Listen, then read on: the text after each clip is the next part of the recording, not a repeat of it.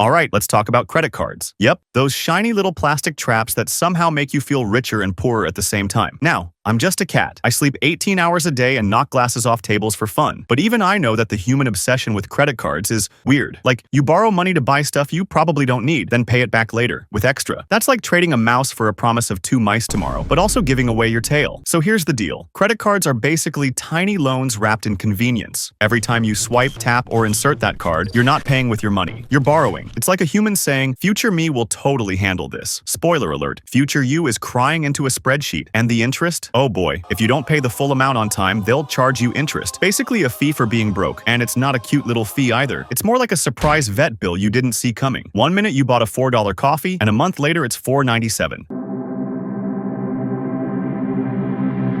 Multiply that by every impulse buy you made after 10 p.m. Yikes. Now I get it. Credit cards have perks. You get points, cashback, airline miles. That's how they lure you in. Like how I lure the neighbor's dog with a slice of ham, only to scratch his nose and run. But trust me, credit card companies don't lose money. If they're giving you rewards, it means they're making even more off someone else. Maybe even off you. Let me paint a picture. You see a shiny toaster on sale. You don't have cash, but hey, credit card. You buy it.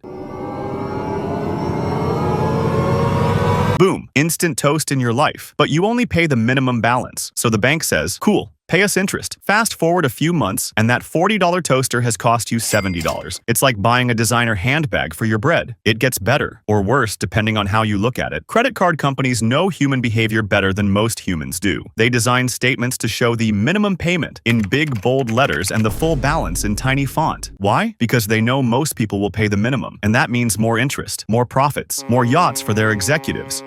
Meanwhile, you're at home wondering why your balance barely moved after sending in $100. It's like trying to empty a bathtub with a spoon. You're doing the work, but the water's still there. Now let's talk about store credit cards. You know, those cheerful cashiers who say, would you like to save 10% today by opening a card? Oh yes, the sweet siren song of savings. But here's the twist. Those cards often come with the highest interest rates in the business. You saved 10% once and paid 25% interest for the next year. That's like trading a free treat for a lifetime of vet checkups. Also, have you noticed how easy it is to forget what you even spent money on? You open your statement and go, wait, when did I spend $82 at Bliss Aroma Sensations? Yeah, that was you buying 3 candles and a bath bomb because you were treating yourself. Now you're treating yourself to minimum payments and mild regret. Let me tell you what my human did last week. She saw this super fancy automatic self-cleaning litter box online. It looked like a spaceship. She didn't have the cash, but the ad said 0% interest for 6 months. So she whipped out her credit card. And now that litter box makes scary robot noises. I refuse to use it, and she's stuck paying $30 a month for what's essentially an expensive feline art installation. Let's not forget about late fees. Miss a payment by a day? Boom,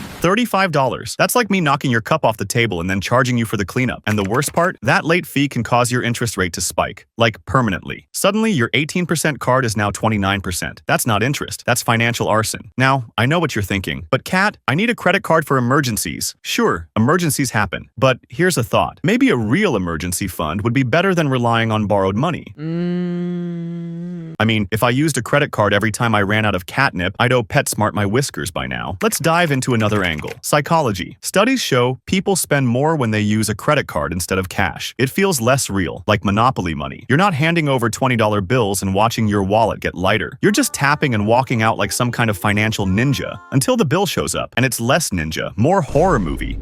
Here's something fun. Credit utilization ratio. Sounds fancy, right? But it just means how much of your available credit you're using, and it impacts your credit score big time. Use too much of your limit, and lenders get nervous. It's like me eating the whole bag of treats in one go. Impressive, but unhealthy. Experts say to keep it under 30%. Better yet, under 10%. That's like having a $1,000 limit and only using $100. I know, it sounds boring, but boring builds credit, and credit gets you things like houses, cars, and adult dignity. Speaking of dignity, remember when my human put a $600 cat tower on her credit card because she thought I deserved a castle? It had multiple levels, dangling fish toys, and even a hammock. I sniffed it once and went back to sitting in the cardboard box it came in. Now she's making minimum payments on a giant fuzzy tree I ignore daily. Welcome to luxury cat economics. You want to be a credit card ninja? Here's how. Set up autopay so you never miss a payment. Treat your card like a debit card. Only spend what you already have. Use it for predictable expenses like groceries or gas, then pay it off immediately. Check your statement. All of it. Yes, even the part that looks boring. Fraud loves lazy humans. Now, let's talk rewards again. People love credit card rewards, but if you're spending more than you should just to get points, you're not winning. You're buying 10 pizzas you don't want just to earn a free one. That's not savvy. That's a carb-based illusion. Also, Also, travel hacking. I see you out there, opening 10 cards to get sign-up bonuses and first-class upgrades. Respect, but also caution.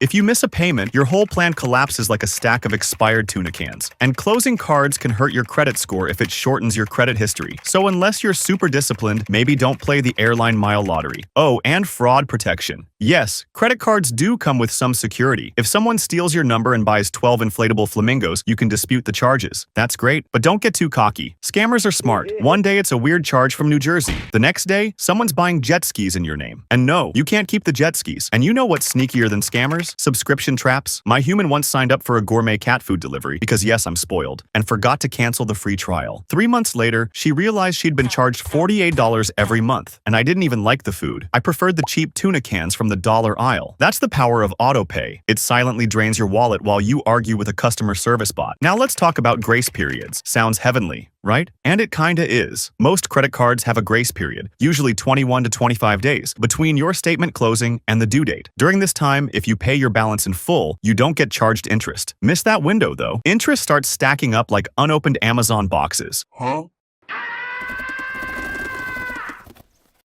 So use that grace period wisely. It's one of the last few free things in life, besides belly rubs and unsolicited cat hair.